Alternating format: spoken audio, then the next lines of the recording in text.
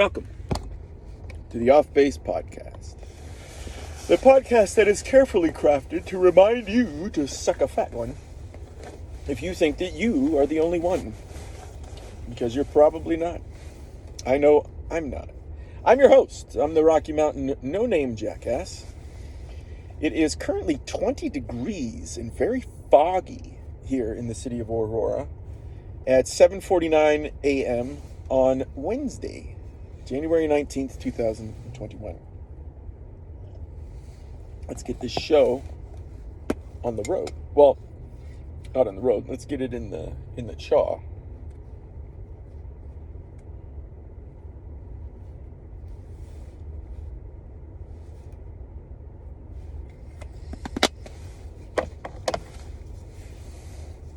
My wife's least favorite part of the podcast. Ceremonial spit.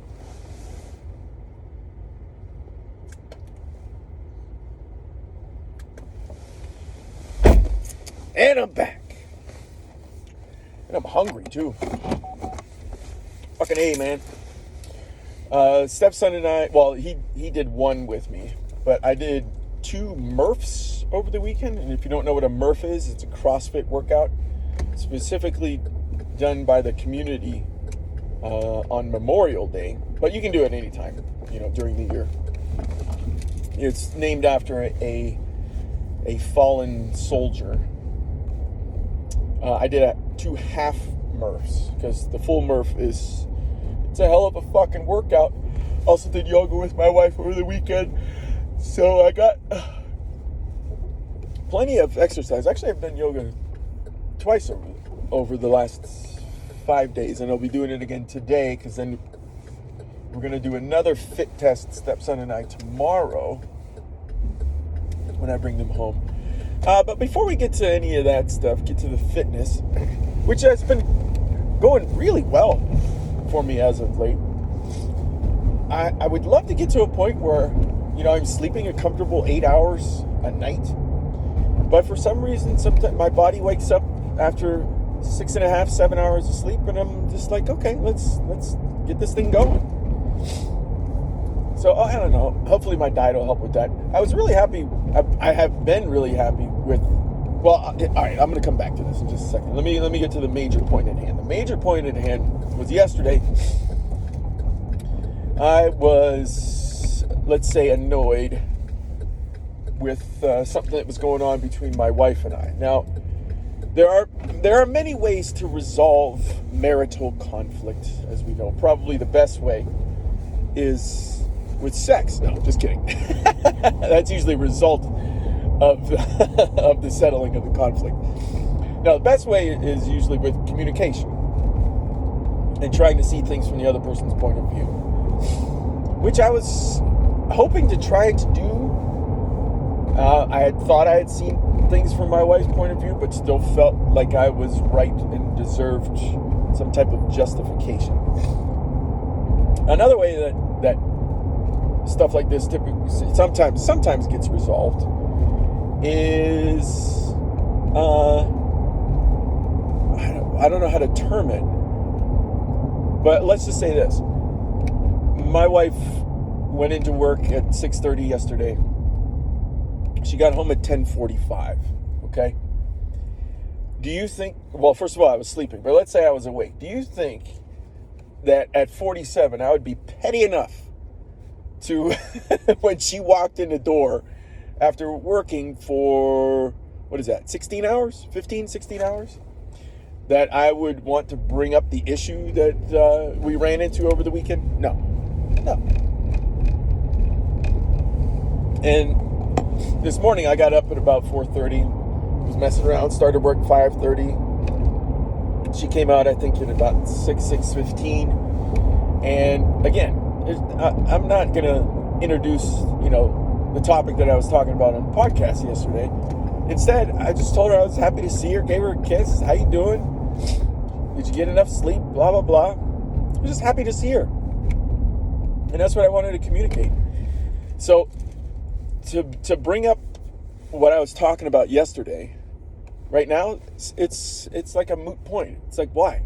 There are bigger fish to fry. So I guess sometimes these marital differences get solved by the bigger fish to fry issue. And the bigger fish to fry issue right now is that her job is demanding a lot out of her. So what the fuck is the point in introducing additional stress? Particularly when time is scarce like this, what we want to do is maximize interactions that we have. Like this morning, I checked in with her, see how she was doing, talking about things that we need to have done as a family, like appointments, who's picking up who, when. She's planning our spring break trip. So it was just, it was the taking care of business part of the relationship. And what the fuck, But again, it's a moot point to bring up, whatever issue was going on with us that I talked about on yesterday's podcast. So there you go. I feel fine about the issue because that's kind of like in the back seat. Now, who knows if it'll come up again? It'll probably will at some point. And I'll have to find some way to resolve it. But for right now, it seems resolved. We'll see how it goes. And I'll let you guys know if it does come back up again. And like I said, the last time I had an issue like this with my wife was back on December 1st. It was like a month and a half. So these things, they'll creep up every month and a half, 2 months, 3 months maybe. But for the most part, you got to keep your family operational. You have to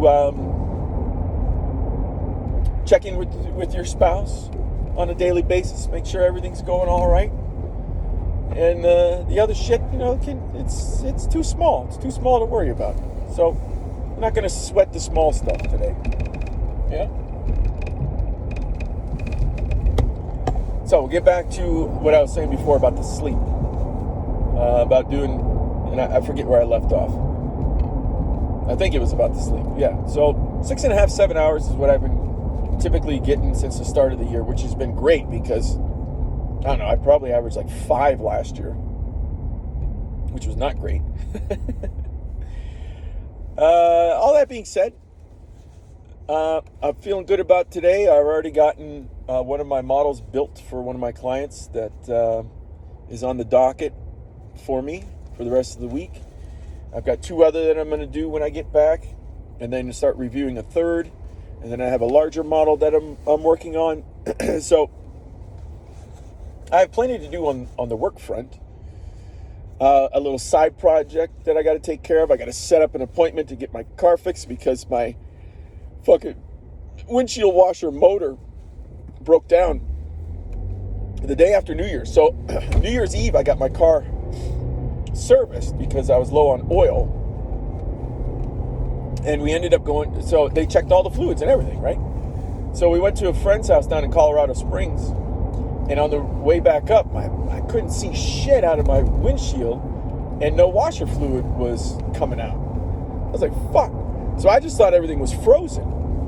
Well, come to find out a couple days later, when the temperature rose, that it wasn't frozen. The motor actually is busted for my windshield washer fluid. So I gotta get that fixed. Today's a day that I kind of got a little bit worried that I hadn't gotten it fixed a little bit earlier, because it is foggy and it's a bit drizzly out, and I didn't know if that was going to fuck up my windshield. But I got plan B in the works. I've got I've got washer fluid in a container right here in the driver's side door, and I'll just start the wipers going and then squeeze them right in the middle, and it clears it off perfectly fine. But I don't want to stay ghetto for long. Okay, you see what I'm saying? You picking up what I'm throwing down over here? So I got to make an appointment to get that fixed. Yeah, workout-wise, I'll go back to that because that's really starting to pay some dividends for me. Granted, I still have plenty to lose around the midsection, which I will, but the definition that I'm seeing in my upper body and arms, and the strength that I'm feeling in my legs, because of everything that we did, my stepson and I, for the last 4 months, is really starting to pay off. I'm liking how I'm looking, and I tell you, man, that makes a big difference in your psychology when you're going through the day. If you like how you look, odds are that you're not going to be worrying about how you look, feeling bad about how you look, and your performance on other things in your life will start to improve. So there's that. What else we got going on today? What else we got? Kids don't really have anything after school. I'm going to be trying out this new cauliflower pizza. I've always wanted. So when we lived in Texas, I think it was, I used to make a cauliflower pizza for my wife. I love pizza. Love pizza. But when you're on a ketogenic diet, you can't eat pizza. When I did keto before, I would do keto either Monday through Thursday, Monday through Friday, or Sunday through Thursday, Sunday through Friday. Meaning that usually on Saturdays is when I would carb out. And I'd either carb out with a pasta or a pizza. But, you know, pizza's got a ton of carbs.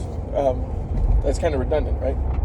So one of the things I started doing during the week is when we had, I think it was Thursday nights or Wednesday nights. No, maybe it was Taco Tuesday night. I did tacos for the kids. But then I found these great cauliflower crusts at Walmart, of all places, that only had 3 grams of carbs in the entire crust. Fucking phenomenal. 3 grams of carbs in the entire crust. And what I would do is make like a Mexican style pizza for my wife and I, where I would mix the pizza sauce with chipotle chilies and then just spread Mexican cheese over the top, do a grilled flank steak with red onions, some jalapenos, and other Mexican-ish types of foods. And it was delicious. Now, when we got to Florida, I stopped making it because the Florida Walmart there didn't have the cauliflower crust that I liked. They had cauliflower crust, but the carb amounts were through the roof compared to the ones that I was using before. I was like, what the fuck? You know? Kind of figured if you're making a pizza with cauliflower crust that you're not using a whole hell of a lot of flour or dough, and that the carb amounts are going to go way down. Well, some companies are trying to pass it off, and I didn't even, I'm not trying to out any brands because I don't even really look at the brands when I go to buy stuff anymore. I just turn it around and I look for the macronutrient count and what kind of preservatives are being used in there. So what I found online was I found a recipe for a cauliflower crust that I'm going to try. And it's extremely simple. It's 2 cups of ground up cauliflower, 2 cups of mozzarella cheese, shredded mozzarella, and 2 eggs. Mix them together, spread them out on a parchment paper or oiled up aluminum foil. Probably don't want to do oiled aluminum foil. I'll probably do parchment paper because there's already a lot of oil in the mozzarella, and there's going to be some in the eggs as well. There's going to be some fat in the eggs. But cook that for 15 minutes and then top it with whatever the hell you want. Very much looking forward to eating that tonight. It's going to be my first attempt, so I'll follow up tomorrow and tell you how it went. But I am fucking hungry as hell right now. And the most amazing thing that I've found going through the last 5 months, because I'll probably step on the scale every day, and I have been hovering around 190 pounds every fucking day. I'm not gaining any weight, I'm not losing any weight. So my assumption there is that I possibly am losing some fat, but also putting on some muscle. So that's my hope. I don't know for sure if that's what's going on, but my body, when I look in the mirror, is saying, yeah, you're getting some pretty nice muscle you're putting on there. And my wife has noticed as well when she goes to hug it out. Not a bro hug, though. Definitely a husband-wife hug. Like, we'll hug, she'll back off and be like, ooh, I can feel the difference. I'm like, yeah, you can.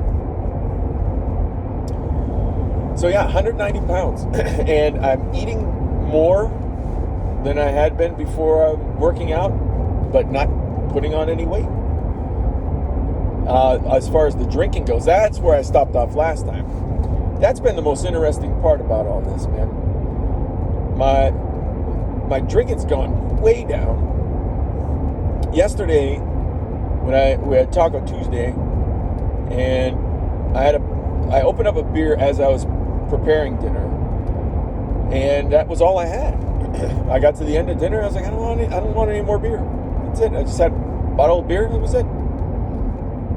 In the past, like when we were still in Florida, I might have had like two mules, two Moscow mules, and then when the tacos were ready, I might have had a glass or two of red wine. And alcohol definitely will impact your sleep, so I'm hoping to continue cutting down on that, because my body, I don't want to say is rejecting it, but it's just not craving it like it was before. And as I'm fond of saying, it's never just one thing. So I think it's a combination of the fact that the workouts that we're doing, my body is craving more nutrition, and it's also making me feel better psychologically and emotionally. So therefore, I'm not being triggered to drink alcohol as much, and hopefully that's going to continue to go down. So there you have it. So we're about 2/3 of the way home here. I made the turn, what would normally be off the highway, and if you, for my 2 podcast listeners out there who know that I typically took the highway home, I stopped taking that highway home because all of a sudden we got slapped with toll charges. That luckily I got, oh Jesus Christ, I got 2 big fucking trucks turning right in front of me. You sons of bitches. Bumpuses, what movie? That's right, A Christmas Story.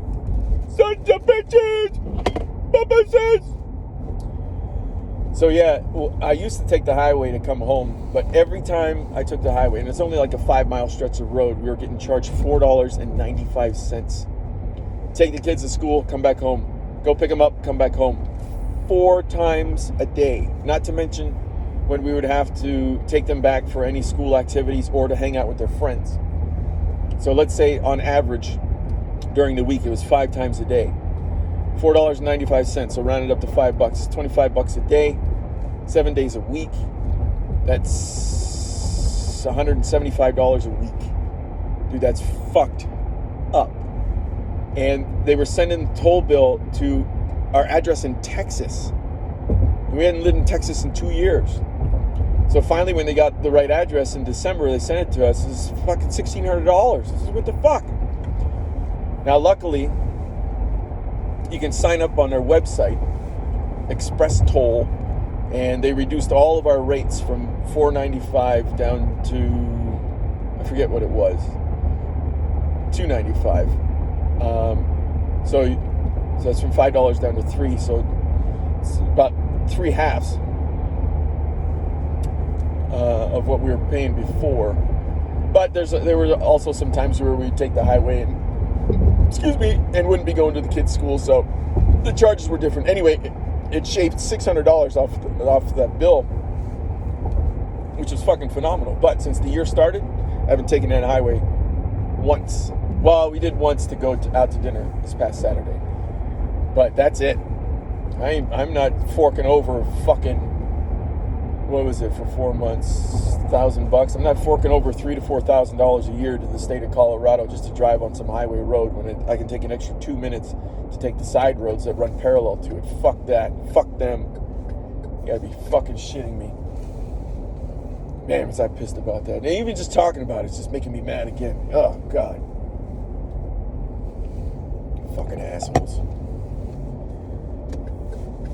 And luckily, they converted our charges almost immediately, because I told the lady, I was like, look, when I called her, I said, look, if I would have gotten that first bill and it would have said $400 just for driving on that highway, number one, I would have signed up on the website to get the reduced rate, but number two, there's no way I would have been driving on that stretch of highway for the next 3 months, let alone every day 4 times, 5 times on average. Fucking bullshit, dog. You know what I'm saying? Shit. Anyway. I probably did some of that math wrong when I said 25 times 7 days a week. It wasn't 7 days a week. We'll say $25 times 5 days a week. So roughly $100 to $125 a week. And that was for 4 months, 16 weeks. Yeah, so that makes sense. 16 weeks, $100 a week, $1,600. Ugh. Makes me mad. Anyway, my 2 podcast listeners, you guys already know that story, so sorry if I if I rehashed it for you. Headed back onto the base. Super foggy out today. Nowhere near seeing. The big yawn comes in when we almost get back on base. That's interesting. Nowhere near seeing that beautiful Rocky Mountain skyline as I get closer and closer to base with Denver in the foreground. The visibility here is very low today. But interestingly enough, we have barely any snow on the ground. Kind of like that. Because growing up on the Great Lakes, man, from like Thanksgiving to Easter, you had at least a half a foot of snow on average on the ground. But luckily here in Colorado, I haven't had that much. It's been really interesting.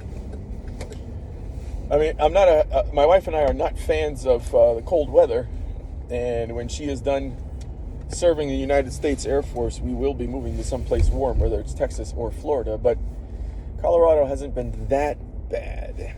Plus, we've gotten to ski twice. And now we're planning for ski trip number 3, spring break for the kids.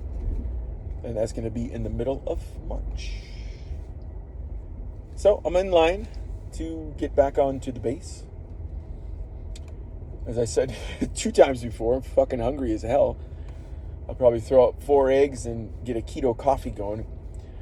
I got to put more fat into my diet because I like being in ketosis. I like it when my primary fuel source is the fats and the ketones, particularly in the afternoon. It helps me sail right through the afternoon. It's such a great feeling where you don't get that afternoon siesta feel.